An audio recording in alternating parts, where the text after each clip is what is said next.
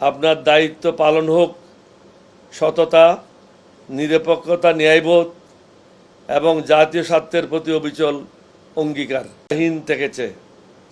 ফলে এই গুরুত্বপূর্ণ পদে বিকল্প নেতৃত্ব, অভিজ্ঞতা ও দৃষ্টিভঙ্গি জাতীয় সংসদ ও জনগণের সামনে বিবেচিত হওয়ার সুযোগ ছিল না।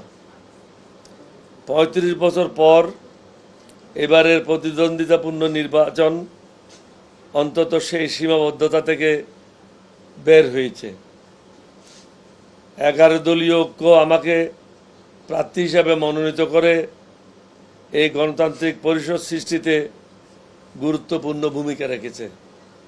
তার জন্য জোটের নেতৃবৃন্দ, সংশ্লিষ্ট সকলের প্রতি আন্তরিক কৃতজ্ঞতা জানাই। আমি বিশ্বাস করি এবারের প্রতিদ্বন্দ্বিতা ভবিষ্যতে রাষ্ট্রপতি নির্বাচনকে কেবল ক্ষমতাসীন দলের সিদ্ধান্তের আনুষ্ঠানিকতার অনুমোদনে সীমাবদ্ধ না রাখার একটি গুরুত্বপূর্ণ দৃষ্টান্ত হয়ে থাকবে। কারণ এমন গুরুত্বপূর্ণ সিদ্ধান্তের ফল ও দায়ী কোনো ব্যক্তি বা দলের মধ্যে সীমাবদ্ধ থাকে না, তা দেশ ও জনগণের জীবনে প্রতিফলিত হয়। সময়ের সাথে সাথে ইতিহাস ও সংশ্লিষ্ট সকলের ভূমিকা মূল্যায়ন করে।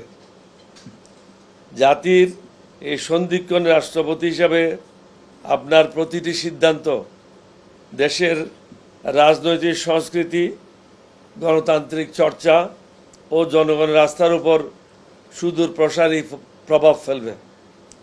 ব্যক্তি, দল ও গোষ্ঠীগত বিবেচনার ঊর্ধ্বে থেকে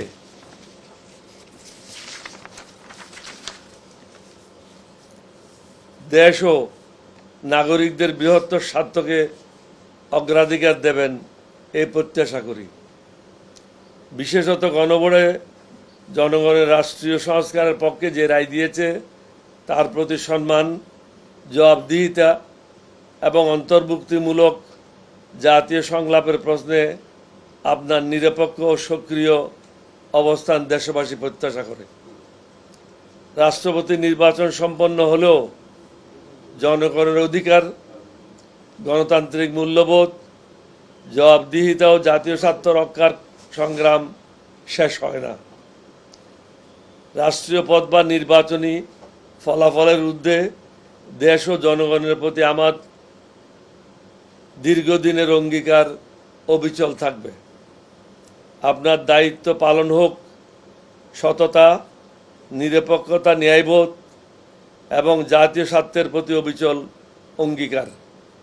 আপনি সমগ্র জাতির ঐক্য, মর্যাদা ও আস্থার প্রতীক হিসাবে দায়িত্ব পালন করবেন এই প্রত্যাশা করি।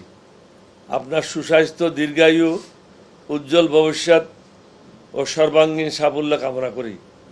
মহান আল্লাহ আপনার এই গুরুদায়িত্ব পালনে সহায় হোক। আপনাদের সবাইকে ধন্যবাদ। সমগ্র জাতির সুন্দর ভবিষ্যৎ কামনা করি। আমরা যেন সুখে শান্তিতে বসবাস করতে পারি, আল্লাহর কাছে এটাই প্রার্থনা করি। আপনাদের সবাইকে ধন্যবাদ। আসসালামু আলাইকুম ওয়া রাহমাতুল্লাহি ওয়া বারাকাতুহু।